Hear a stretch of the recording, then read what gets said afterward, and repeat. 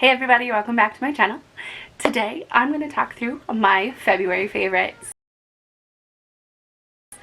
So I'm going to start with the bookish favorites, and honestly there isn't as many as normal. So not that I had a bad reading month, I just read half as many books as I did in January.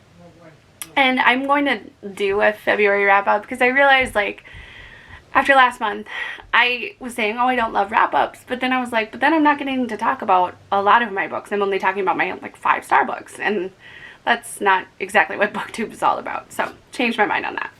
But I'm going to give you my 2 5-star reads that I loved. The first one is Skyward by Brandon Sanderson.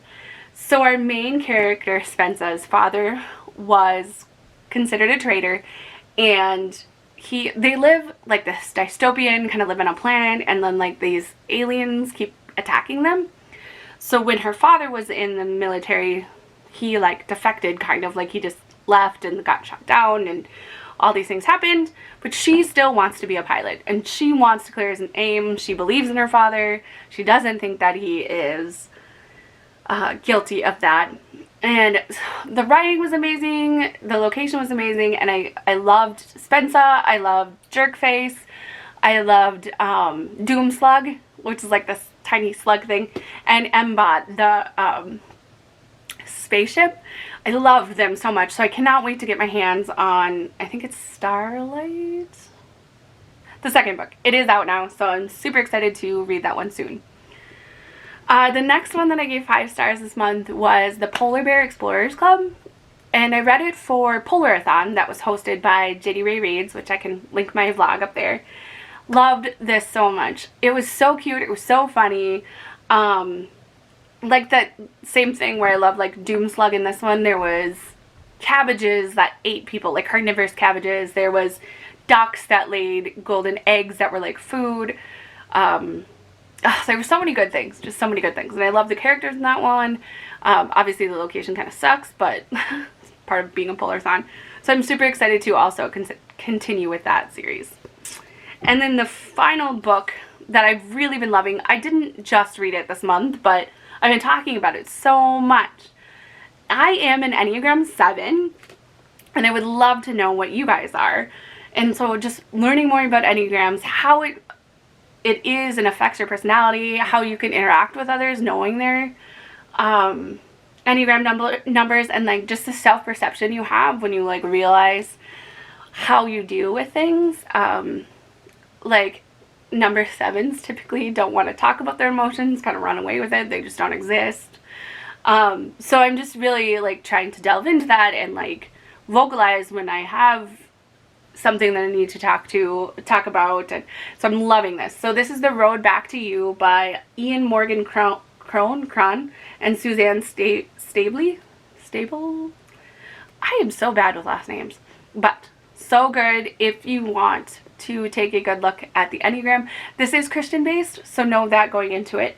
It is a faith-based spiritual, but you can still read it even if you don't have a spiritual background. It does give a lot of good information. And the last one I wanted to bring up is my Rachel Hollis Priority Planner. I honestly wasn't going to use this, was kind of indifferent about it, but I started to use it, and I am loving it. So like you get views, sorry, my lighting is so bright, but so there's like a weekly view, and then it breaks down your days, so you can like today's task that you want to do, an empowering belief, and then your plan broken down by hours. And then at the end of the week you get, sheesh, did I skip it? Yeah, at the end of the week you kind of have a weekly overview on how your week went. So I love that, just breaking it down 1 week at a time, seeing how your week went. I obviously still use my daily planner, and then kind of write in this every morning, but loving this. And then the last few of my monthly favorites are clothes and beauty related, but we're gonna start with these earrings. These are from Amazon. They're like that, I think it's resin. They come in a set of 12, and I think I paid like $17 for them. Love them. They were awesome on vacation, and a lot of like my friends all shared them because they're so amazing and they were such a great price. The next one is these pair of pants, which is hard to see, but they're just really super lightweight pants, very packable. I wore these on the airplane coming and going home. I love them. They are super breathable, lightweight, very comfortable. They're like the Lululemon's Jet on the, so they're like a pair of Lululemons that people love to wear on the airplane, but these are from Target and they're $30, so a third of the price. So loving this.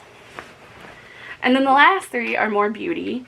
The first one is the Escada Flor del Sol, which is what I wore on the cruise. So I kind of wanted like this scent to consistently remind me of the cruise. I love it. It's very fun and summery, and it's not too, like, it's very feminine, but it's not too florally. So I like that. I can't handle the scents that are just way too flowers. The next one that I found and I friggin' love is the Thrive Cosmetics Liquid Lash Extension. I struggle with mascara. I get like huge smudge marks no matter what it is, unless it is a tubing mascara. And this by far is the best tubing mascara I found. I was so surprised at how well it wore when I was hot and sweaty. And if I was in the pool, it was fine. It was like, it's warmer water that takes it off. So I did have some problems like when we were climbing the waterfall because the water was warmer. But love it. It stays on so well. I don't smudge it all during the day. And it comes off easy enough at night. You just warm water and then it'll come off. You kind of see these tubes, so it is a little interesting. And finally, this has been a ride or die for me for over a year.